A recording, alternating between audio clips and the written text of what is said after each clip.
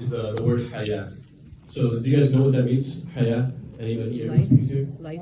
Life. Haya, that's Hayat. Okay. What about just Haya itself? Guidance, modesty. Yeah, modesty. So it's nice that you mentioned that. So Hayat versus Hayat, right? Hayat dunya, right? Life in this world. It's interesting that in the Arabic language that these two words are so similar, right? Why would modesty, right, shyness, Haya, and life be so closely linked, right? You're supposed to be modest in your life. Yeah, those are good points. But it's actually a little more deeper than that. So rather than just being modest in life, right, you have to be modest in life. In fact, because these words are so closely linked, it shows that life itself is actually shyness, right? Isn't that kind of weird? Why would life itself be shyness? Why? Right? And I'll give you an example of this, right? So let's say one day somebody's walking down the street, right, and they commit some sin, right? I'm not gonna elaborate, but they commit any sin, right? And what do they feel, right? Anytime you commit a sin, what do you feel? You feel a little bit of an aching in your heart, right? Yeah, you feel that guilt, right? You feel that shyness towards Allah, right? Because you know deep down, like, of course, I'm not supposed to be committing this sin. I'm not supposed to be doing this. And you feel that shyness. That's Haya. That's what Haya means, right? When you commit a sin and you feel shy, right? You know that in Salah you have to turn to Allah and you're shy because you know that you just committed the sin. That's what Haya is. That's where the life of the Muslim comes from, right? So now that we know that life is so inherently tied to Haya, right? What's the opposite? If there's no Haya, what is that? What do you think that means? Right? That's the property. If there's no Haya, right? What's the opposite? Okay, opposite of Haya, opposite of shyness is no shyness. So what's the opposite of life? Death. Mode. Yeah, think about that. In the Quran, right, if you go through the translation, a lot of the times the disbelievers are equated to having dead hearts. Right? Are you guys connecting the dots here? No. Like the disbelievers, when they commit sins, right, they don't feel any sort of guilt. They don't feel any sort of shyness. And so they're described as having dead hearts. But the believers, right, the people who have life in their hearts, they have this shyness. SubhanAllah. That's important that every time we commit a sin, right, it's important that we maintain that level of Haya, that shyness in our hearts, right? Once we begin to sin and we lose that, right? If I go commit a sin and I don't feel any guilt for it, that's how I know that I'm really transgressing, right? Of course, any sin is a transgression, but Allah is the most merciful, and we can always hope to get forgiveness, inshallah. But once we get to that point where we're committing a sin and we don't feel shyness, right? If I speak badly about somebody, right? I backbite, right? And I don't feel shyness and I don't feel that guilt, like, man, I really shouldn't have done that. That should be a major warning sign.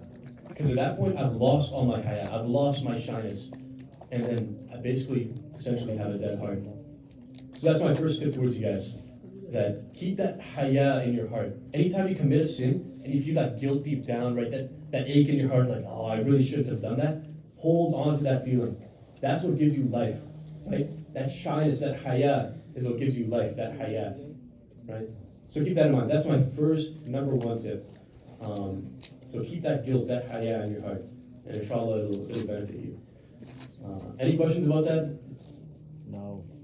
All right, so my second tip, so that first one is a little bit more like abstract, right? The second tip I want to give, actually, yeah. If you don't have that, if you don't feel that guilt, how do you think you should start feeling? You should do? I think at that point you just start from the basics, right? Turn back towards the Quran, start praying again, right? The most essential part of being a Muslim, right, is prayer. After, of course, your Shahada Salah, the second pillar, right? Keep it. I think I don't see it. Maybe it's possible that you're good with your prayers. You're praying all your faraids, and you don't have Haya. I don't think. Maybe some special cases, but I don't think those both can exist at the same time. Where you have a lack of Haya and you have your prayers. So first thing is establish your prayers, and then just take more time to reflect. Right? The Quran is made for pondering, for reflecting. So take more time and really think, because I think the way that Haya, the loss of Haya happens is people commit sin and they don't take time to think about what they've done, right? They just commit and they keep moving on. So I think take time to reflect, establish prayer, turn them towards the Quran and the Sunnah, and inshallah you get it back. But there, again, there's better sources out there. I'm not too qualified, but that's what I think.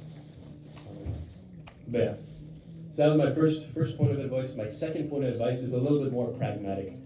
So a little bit more backstory about me. And I go to Wisconsin, right? I'm assuming a bunch of you guys heard about U of I, Illinois. You guys probably have friends there, older brothers, sisters, etc. that went there. But when I went to Wisconsin, I knew nobody going there, right? I searched up on Instagram. They had an MSA, kind of, but I didn't know anything that was going on. So when I got to campus, I'm telling you, I knew zero Muslims at all. I knew zero Muslim brothers. I'm like, I don't know what's happening at all. So that's my second biggest advice is no matter where you are, right, no matter where life takes you, connect with Muslims in the area. Right? The first thing I did, even before school started, I landed in Wisconsin. I'm like, wow, I got this lake. I have this cool view. I have like a balcony on my dorm. It's crazy. The next thing I did after looking at all the beauty around me, I went and found some Muslims. Right? I went to the first MSA event, and that was the best decision I made, was going there and connecting with your Muslims. Right? Because alhamdulillah, there's, I forget the exact number, it's like 1.7 billion something, somewhere around that range, Muslims in the world. So no matter where you are, there will be Muslims around you. And it is imperative upon you to go and connect with those Muslims. Especially, we're in America, right? I'm sure you guys might know, but America is not too friendly towards Muslims. And America, it's not the safest place, not the best place for a Muslim to be a happily practicing Muslim, right?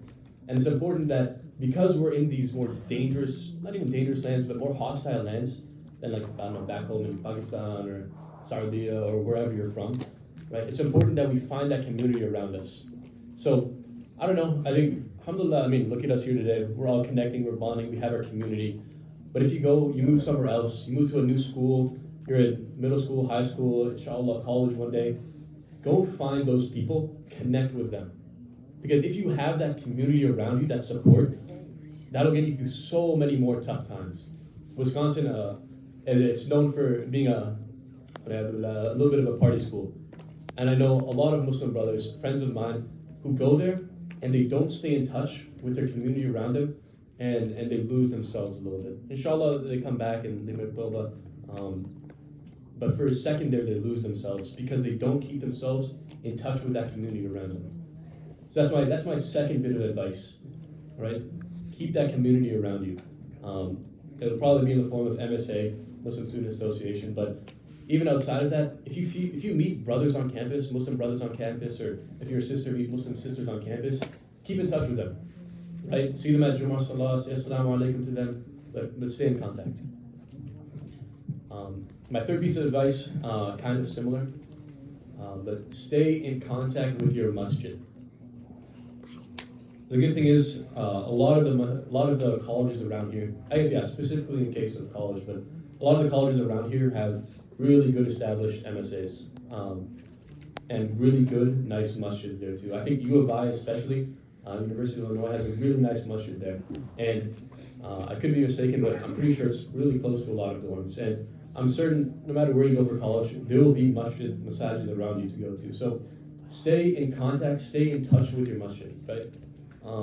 I think if you're a grown man, right, and you're not going to the masjid at least a couple times a week, if not every single day, you need to make some sort of change, right? Especially in the case of college, we have so much free time, and you're not going to the masjid at least once a day, or at least showing yourself more than just Jumu'ah Salah, right? You need to reassess a little bit, because the masjid, I'm telling you, there's no better place on campus or I think anywhere in the world to find peace and to basically de-stress as in the masjid, right?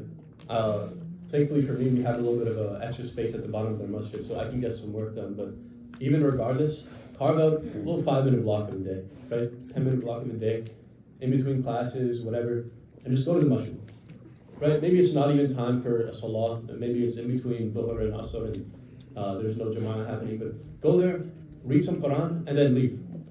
If you don't want to talk to anybody, don't talk to anybody, but have that connection with the masjid, right? That'll keep you grounded. College is a stressful time, I can tell you first and foremost, and I think that one of the best decisions I made was keeping that connection with the masjid. Because every single day is that little block of time, purely between you and the world around you and Allah subhanahu wa ta'ala. And as much as prayer is for that as well, going to a physical location, keep in contact with that masjid is going to be even more important. So that's my three advice, my three steps. Number one, just to recap, is keep that haya in your life, right? That shyness. That shyness is what makes you a believer, and what distinguishes you from a disbeliever, right? From having a beating heart, a live heart, to having the cold, dead heart. That haya is what does it for you. So that's advice number one. Advice number two, stay in contact with your Muslim brothers and sisters around you. Brothers with brothers, sisters with sisters, naturally. But stay in contact with the Muslims around you, no matter where you are. And third one is keep a connection with the masjid. And inshallah, if you follow these three steps, I know it's specifically, I go to college, so it's a little more geared towards that, but inshallah, you guys will all soon enough be at the age of going to college or maybe high school, but I think these three advice hold up regardless of where you are. If you're 6 years old and zoning out a little bit, or if you're about to go to college next year, keep these three things in mind. So, Jazakallah. You guys have any questions? If you have general questions for me, I'm in college now. I know most of you guys are planning to go to college, so feel free to ask me questions. Zay, go ahead. Do you recommend doing if you see one of your closest friends, committing a sin? So my question was, what do you recommend doing if you have a friend that's like pretty close to you and you see them committing a sin or slipping? Yeah, so I guess that's like a kind of broader question, and I think different people, you'll ask different things. They'll say different things, but one speaker that I attended a halaqah from, he said something that was really stuck out to me, and that spoke to me, and I think it's really good advice. With a lot of things, if you have friends that are committing sins, etc., chances are it's something that they, at least their nafs enjoys doing, right? And if you go and just tell them straight out and be like, yo, don't do this, like, yo, don't go to that party, yo, don't do this, don't do that, they're gonna be like, what are you talking about? Like well, who are you to tell me what to do, right? So if you go in there with that level of like, what you're doing is wrong, stop doing that, and essentially they're gonna turn away because it's harsh, it's too much. So the advice that one speaker that I went to, what he said was, rather than immediately start by pushing them away, to make them turn towards something good instead. So specifically, I'm going to draw from that speaker again. And, his friends or some of his Muslim friends would go to parties. And instead of being like, yo, don't go to this party, yo, don't do this, don't do that, instead of coming forward for that harshness, he said before, like, first, let's go pray Isha at the masjid, right? Let's start off with this, right? Let's come do this good thing. Let's go to the masjid, 2 pray Isha, 3 in Jama'at, right?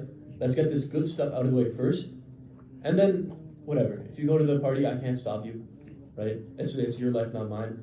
But if you invite somebody to good first, eventually they'll realize that the bad that they're doing is bad, right? It's, again, like I said, the haya, right? Obviously, if somebody's committing a sin deep down at some level, they're gonna feel that haya.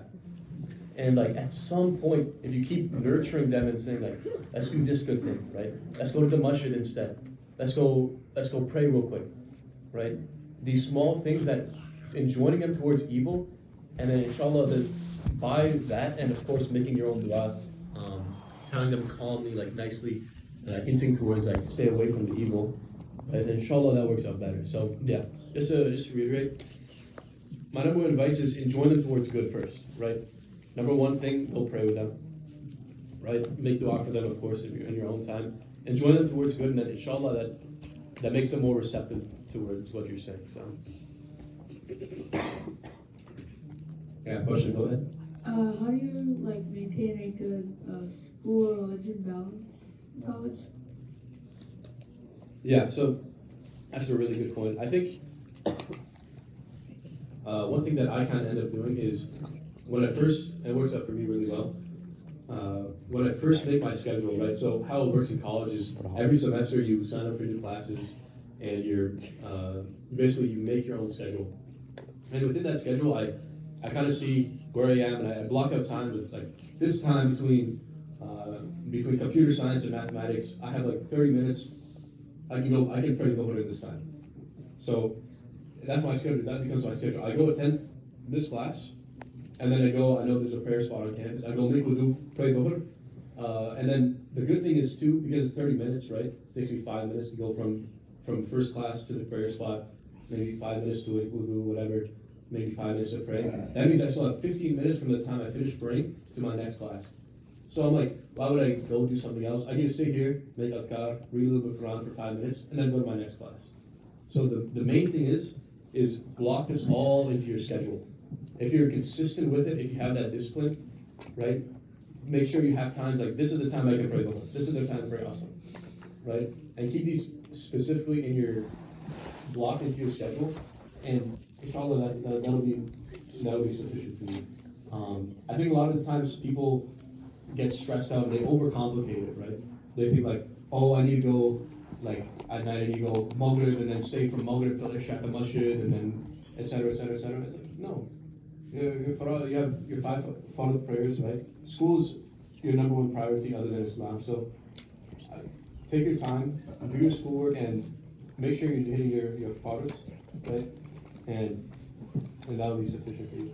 And I think a lot of the times people just get so stressed out about how am I going to balance this, balance that they don't give it an opportunity. Just do it, see what happens. So.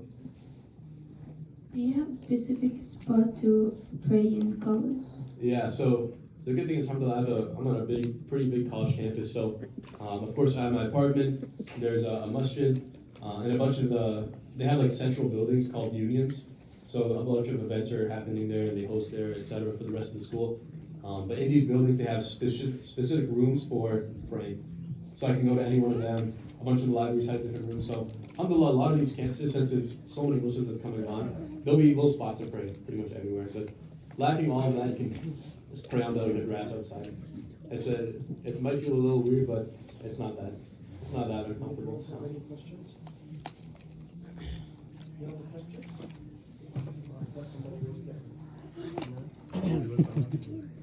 We'll take 3 more questions and then we'll do Nitsan or Ibadah. Alright. And if Farhan's gonna stick around, you can individually approach him. Okay, so you said like you were happy that you went to the MSA stuff like right off the bat, and like you're glad you made those decisions. But like, what's something that you wish you did, like on top of all that? Like, oh, if I did this, I'd be in a better position. Or Oh yeah, easy question. One thing I wish I did earlier was establish my relationship with the masjid.